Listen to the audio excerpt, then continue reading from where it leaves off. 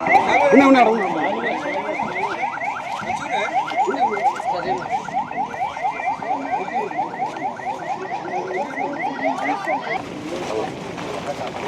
Shawl వాళ్ళ shop పట్టుకొచ్చిన మళ్ళీ అయిపోయిందా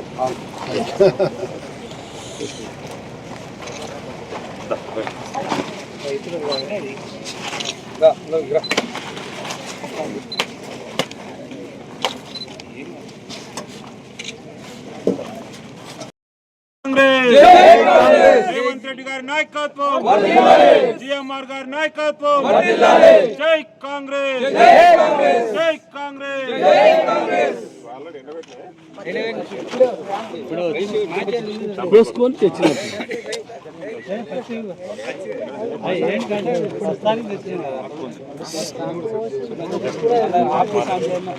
నమస్కారం.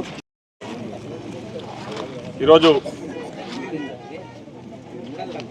రైతు ప్రభుత్వం, రైతు సంక్షేమమే ధ్యేయంగా ప్రజాపాలన అందిస్తున్న మన ప్రజాప్రభుత్వంలో రైతులకు ఎలాంటి నష్టం జరగకుండా రైతులు పండించిన పంటను సకాలంలో కొనుగోలు కేంద్రాలలో ద్వారా కొనాలని చెప్పేసి ఈరోజు ముందస్తుగానే కొనుగోలు కేంద్రాలను ఏర్పాటు చేయడం జరిగింది. ఈరోజు మామ్నార్ జిల్లాలో మన దేవరకద్ర నియోజకవర్గంలో మొట్టమొదటిగా ఇక్కడ దేవరకద్ర మండలం లక్ష్మీపల్లి గ్రామంలో ఇప్పుడే ఐకేపీ మహిళా సంఘాల ఆధ్వర్యంలో నిర్వహిస్తున్న ఐకేపీ సెంటర్ ద్వారా ఇప్పుడే ఈ కొనుగోలు కేంద్రాన్ని ప్రారంభించడం జరిగింది. ముఖ్యంగా మాట ఇచ్చిన ప్రకారం మన వర్షాకాలంలో పండిన సన్న వడ్లన్నీ కూడా ప్రభుత్వం ఎవరైతే రైతులు ప్రభుత్వం కొనుగోలు కేంద్రాల ద్వారా ప్రభుత్వానికి అమ్మినరో ఆ అమ్మిన వడ్లన్నిటికీ కూడా మద్దతు ధరతో పాటు మొత్తము బోనస్ ఏదైతే మేము మాట ఇచ్చినాం ఆ రోజు క్వింటాల్కు 500 రూపాయల బోనస్ ఇస్తామన్న క్వింటాల్కు 500 బోనస్ కూడా మొత్తం ఉమ్మడి జిల్లా మొత్తం కూడా పూర్తి చేయడం జరిగింది. బోనస్ కూడా కంప్లీట్ చేయడం జరిగింది. మళ్ళీ ఇప్పుడు కూడా ఈ సన్న ఓట్లను ప్రభుత్వమే కొంటా ఉంది. ఎవరైతే ప్రభుత్వం కొనుగోలు కేంద్రాల ద్వారా ఐకేపీ కానివ్వండి, అదేవిధంగా పిఎస్సిఎస్ల ద్వారా ప్రభుత్వానికి ఎవరైతే ఓట్లు అమ్మినరో ఆ రైతులకు సన్న ఓట్లకు 2320 రూపాయలు మద్దతు ధరతో పాటు అదేవిధంగా 500 రూపాయల బోనస్ కూడా మళ్ళీ కూడా ఈ యాసంగిలో పండించిన సన్న ఓట్లకు కూడా చెల్లిస్తామని చెప్పేసి ఈ సందర్భంగా రైతులందరూ కూడా విజ్ఞప్తి చేస్తూ ఉన్నాం. కాబట్టి రైతులు నేను ఒకటే కోరుతా ఉన్నది, మీరు దళారుల మాయమాటలు నమ్మి దళారులకు అమ్మి మోసపోకండి. ప్రభుత్వ కొనుగోలు కేంద్రాలు ఏర్పాటు చేసింది. ప్రభుత్వ కొనుగోలు కేంద్రాల ద్వారానే మీరు ఈ వడ్లను అమ్మి మీ మద్దతు ధర అదేవిధంగా బోనస్ కూడా ఇవ్వడం జరుగుతుందని కూడా ఈ సందర్భంగా గుర్తు చేస్తా ఉన్నా. గత లాస్ట్ సీజన్లో వర్షాకాలంలో మనం సన్న వడ్లకు బోనస్ ఇస్తామన్నా కూడా టీఆర్ఎస్ వాళ్ళు అంటే తప్పుడు ప్రచారాలు చేయడమే పనిగా పెట్టుకొని కాంగ్రెస్ వాళ్ళు వడ్లు కొంటారు కానీ బోనస్ ఇయర్ ఉత్తగానే చెప్తున్నారని చెప్పేసి వాళ్ళకు అలవాటు అది అబద్ధాలు మాట్లాడటము. అదేవిధంగా కాంగ్రెస్ కూడా అదే నెపం నెట్టే ప్రయత్నం చేసిర్రు.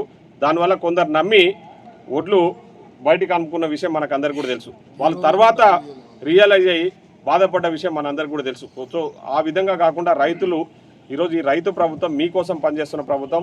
మీకు ఇచ్చిన మాట ప్రకారం రుణమాఫీ చేయడం జరిగింది, రైతులకు బోనస్ ఇవ్వడం జరిగింది, అదేవిధంగా రైతు భరోసా కూడా మీ అకౌంట్లలో జమ చేయడం జరిగింది. కాబట్టి ఈరోజు ఇప్పుడు పండించిన మళ్ళా సన్న వడ్లను కూడా మేము కొంటా ఉన్నాము. తప్పకుండా బోనస్ కూడా మీకు అందియబోతా ఉన్నామని చెప్పేసి ఈ సందర్భంగా గుర్తు చేస్తూ, దయచేసి బయట దళారుల మాయమాటలు నమ్మకండి, మోసగారులు ముఖ్యంగా బీఆర్ఎస్ పార్టీ చెప్పే మాయమాటలు నమ్మకండి, ఆ మోసగాళ్ళ మాటలు నమ్మకండి అని చెప్పేసి తెలియజేసుకుంటూ, బీఆర్ఎస్లు అక్కడక్కడ రుణమాఫీ అయినోడు కూడా బయటకు వచ్చి నాకు రుణమాఫీ కాలేదని చెప్పేసి మళ్ళీ దొంగలు కొందరు తప్పుడు ప్రచారాలు చేస్తున్నారు. ఆ దొంగల మాటలు కూడా నమ్మకండి అని చెప్పేసి ఈ సందర్భం గుర్తు చేస్తూ, ఇది మీ ప్రభుత్వం. అక్కడ ముఖ్యమంత్రిగా ఉన్న మన పాలమూరు ముద్దు బిడ్డ కూడా ఒక రైతు బిడ్డగా ఈరోజు రైతుల సంక్షేమాన్ని ధ్యేయంగా ముందుకు పోతా ఉన్నారు. కాబట్టి రైతుల కోసం ఈరోజు ఎన్నో సంక్షేమ పథకాలు ఇంకా ముందుకు తీసుకొస్తా ఉన్నాం. ముఖ్యంగా పనిముట్ల మీద సబ్సిడీ, అదేవిధంగా గతంలో ఏవైతే రోటోవేటర్స్ కానివ్వండి, ఈరోజు స్ప్రింక్లర్స్ మీరు చూడండి, గతంలో స్ప్రింక్లర్స్ కోసం అప్లై చేసుకుంటే స్ప్రింక్లర్స్ ఇవ్వలేని పరిస్థితి. ఈరోజు మన నియోజకవర్గంలో దాదాపు నేను 700 స్ప్రింక్లర్స్ శాంక్షన్ చేయించి ఈరోజు అన్ని గ్రామాలలో కూడా రైతులు ఎవరైతే స్ప్రింక్లర్ సప్లై చేసుకున్నారో వాళ్ళకు 75% సబ్సిడీతోన స్ప్రింక్లర్స్ కూడా అందిస్తున్న ప్రభుత్వం మన ప్రజా ప్రభుత్వం కాంగ్రెస్ ప్రభుత్వం అని చెప్పి కూడా ఈ సందర్భంగా గుర్తు చేస్తూ మరొకసారి కొనుగోలు కేంద్రాల ద్వారా ముఖ్యంగా దళారులు అదేవిధంగా కొనుగోలు కేంద్రాలు నిర్వహిస్తున్న ఐకేపీ సెంటర్స్ వారు కానివ్వండి, అదేవిధంగా పిఎస్సిఎస్ సంబంధించిన వాళ్ళు కానివ్వండి, అధికారులు కూడా నేను సీరియస్గా హెచ్చరిస్తా ఉన్నా. ఎలాంటి అవకతవకలకు తావు లేకుండా ముఖ్యంగా గతంలో బీఆర్ఎస్ మిల్లర్లతో కుమ్మక్కై ఒక్కొక్క క్వింటాల్ కాడ 5 కిలోలు 6 కిలోల తరుగు పేరు మీద మోసం చేసిరు. కాబట్టి మనం అట్లాంటి విషయాల జోలికి పోకుండా, ఎందుకంటే మన వర్షాకాలంలో ఏవైతే కొనుగోలు కేంద్రాలు పగడ్బందీగా ఎక్కడ కూడా అవినీతి తావు లేకుండా ఏదైతే చేసినామో ఇప్పుడు కూడా ఆ విధంగా కొనుగోలు కేంద్రాలలో ఎలాంటి అవకతవకలకు తావు లేకుండా, అదేవిధంగా ఇక్కడ తహసీల్దార్ గారు కూడా చెప్తా ఉన్నా, ఈ మండలంలో మీరు రెగ్యులర్గా పర్సూ చేయండి. అదేవిధంగా ఎంపీడీఓ గారు కూడా మీరు రెగ్యులర్గా ఈ కొనుగోలు కేంద్రాల దగ్గరికి వెళ్ళి ఎక్కడ కూడా అవకతవకలకు తావు లేకుండా ఈ కొనుగోలు కేంద్రాలన్నీ కూడా నిర్వహించేటట్లు చూడాలని చెప్పేసి తెలియజేసుకుంటూ సెలవు తీసుకుంటాం. Thank you.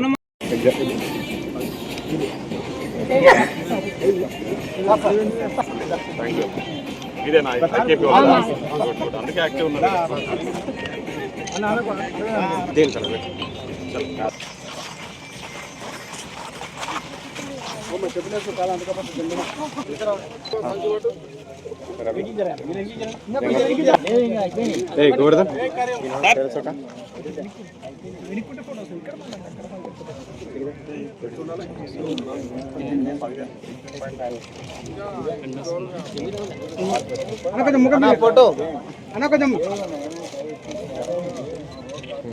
అన్న మిషన్ ఒకసారి ఇట్లా పట్టుతాను.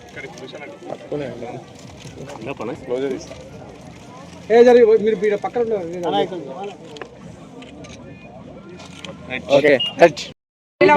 బీజేపీ పార్టీ నుంచి నిలబడగా 17 నుంచి ఇప్పటి వరకు ఆయన, ఎందుకంటే నేను ఎంపీ పడతానని చెప్పేసి మేము రాజకీయాల్లో ఉన్నాం మాకు అది అని చెప్పేసి చెప్పింది కదా. 2017 కాంట్రాక్ట్ తీసుకొని ఇప్పటి వరకు ఈ రోడ్ వేస్తలేడు. నేను ఈ మధ్యన 2-3 సార్లు అడిగే అధికారుల దగ్గర పోయి క్యాన్సిల్ చేయండి అన్నను, వేరే వాళ్ళకి ఇవ్వండి, ఎందుకంటే ఈ రోడ్డు మాకు చాలా ఇంపార్టెంట్.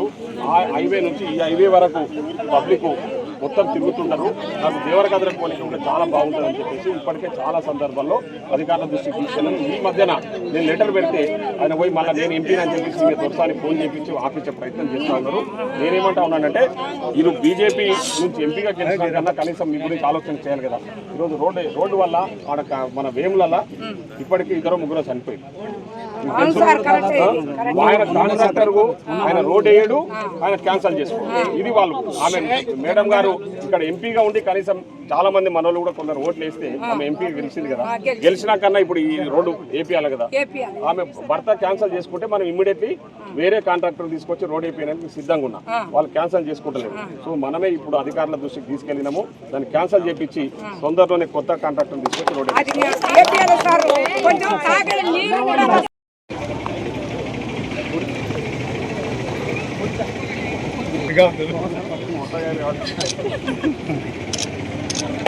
ఇచ్చేయాలన్నా మీరందరూ మరి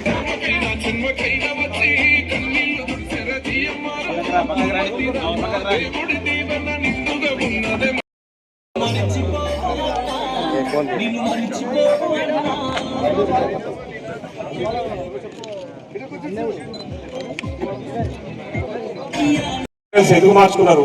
బికాజ్ వాళ్ళకి తెలుసు మేమంతా బ్రోకర్ల రాష్ట్ర సంస్థను పెట్టుకుంటే బాగుంటుందని బీఆర్ఎస్ అని పెట్టుకొని ఈరోజు ఆ బ్రోకర్ పని చేస్తా ఉన్నారు పని. ఎందుకంటే 10 ఏళ్ళ వాళ్ళు చేసింది అది. ఇప్పుడు కూడా అదే పనులు, తండ్రి కొడుకు అల్లుడు బిడ్డ కలిసి ఏం పనులు చేస్తున్నారు. నిన్నమాన ఒక దొరసాని వాళ్ళ బిడ్డ లిక్కర్ దాందా పని చేసిందేమో, లిక్కర్ దాందా పని అయిపోయినట్టుంది. నిన్నమాన వచ్చేసి ఇంకో కొత్త దాందా స్టార్ట్ చేసింది. వచ్చేసి ఏదో ఆమె దీక్షలు చేస్తుంది. సిగ్గు ఎక్కువ లేకుండా ఏ మూలం పెట్టుకొని వచ్చి ప్రజల దీక్షలు చేస్తున్నారు.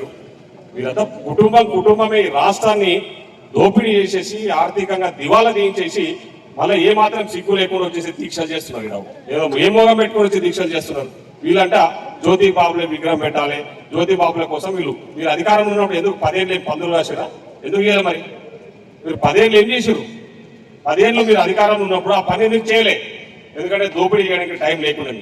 సో ఈ రోజు వచ్చేసి ఈ విధంగా మేమేదో దీక్షలు చేస్తే ప్రజలు ఎవ్వరు నమ్మే పరిస్థితి లేదు. మీరు చేసిన దోపిడీకి మీకు 100 ఏళ్ళ శిక్ష చేసినా కూడా తక్కువే. ఈరోజు కేసీఆర్ గారికి, కేటీఆర్ గారికి, హరీష్ రావు గారికి, అదేవిధంగా వాళ్ళ బిడ్డ కవితకు 100 ఏళ్ళ శిక్ష చేసినా కూడా తక్కువే. అంత పెద్ద ఎత్తున ఈ రాష్ట్రాన్ని దోపిడీ చేసేసి మొత్తం రాష్ట్రాన్నంతా అప్పుల కుప్పగా తయారు చేసిపోయిన వాళ్ళు మళ్ళీ ఈరోజు వచ్చి నీతులు చెప్తా ఉన్నారు. కాబట్టి దయచేసి ఎట్టి పరిస్థితుల్లో బీజేపీ వాళ్ళు కానీ బీఆర్ఎస్ వాళ్ళ మాయ మాటలు నమ్మకండి. బీజేపీ వాళ్ళు చేసేది కూడా శూన్యమీడ.